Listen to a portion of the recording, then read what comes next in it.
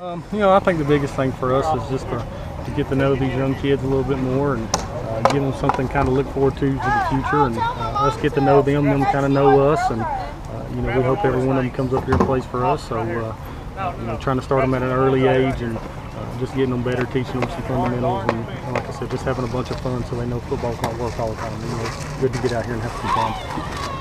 Can you talk a little bit about some of the drills that you guys are working on? Obviously, you can see some of it, but just yeah, what we're doing, we're putting, we're taking every kid and putting them through every position and doing some position-specific drills with them.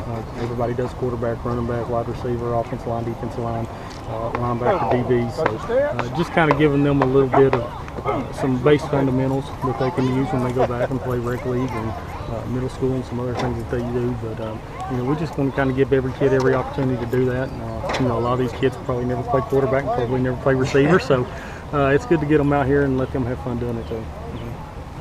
Have you had much experience at this kind of camp before you were a head coach, or is this sort of a new experience for you? Well, we did one at Tusculum every year. We did the Frankie DeBus youth camp every year and did really well at it. I mean, we'd have 70, 80 kids out there every year, and we'd use our whole full staff and did it very similar to the way we're doing it. We'd have an offense and defense session and send every kid through every position and give them a break in between. So it's kind of really mirrored after that, and that's really kind of the only way I know to do it.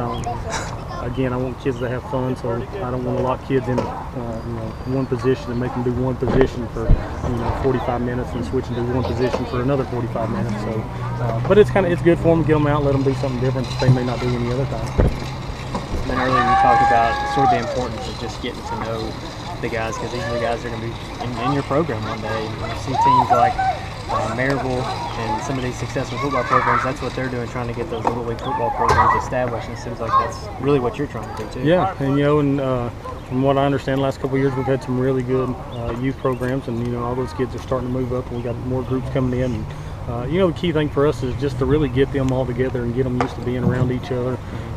Some of them play a pair tour, the Cocke County High School team or Edgemont, and, so they kind of break up when they leave here and go somewhere else and play. But we just want to kind of get those kids together, get them used to being around each other. They know who each other are, and kind of learn how each other play. So once they do get here to high school, it's not such a big difference for them. Just kind of keep it all together. And I guess the last thing is, does your coaching style change any when you're out here? Are you the same way when you're with your own guys? No, it's got to change a little bit. Right. Obviously, my little boy's here today, and about halfway through he gets stung 3 times by bees. So you got to go into daddy mode with some of these younger kids, and again, you want it to be fun, and that's what it's about. It's easier to be in daddy mode with the younger kids than it is with my kids, but I think my kids understand too that if they need something or something's wrong, they can come and talk to me, and we'll get it worked out any way we can. But as far as coaching style, I expect the same from those kids as I do my kids for the most part. We don't walk on the field, and we always finish drills, and you may not be the best one at it, but we're always going to finish and try to get better at something. So but these kids do a good job, and most of them want to do it, and they have fun doing it, and it makes it a little bit easier to get out here and do it.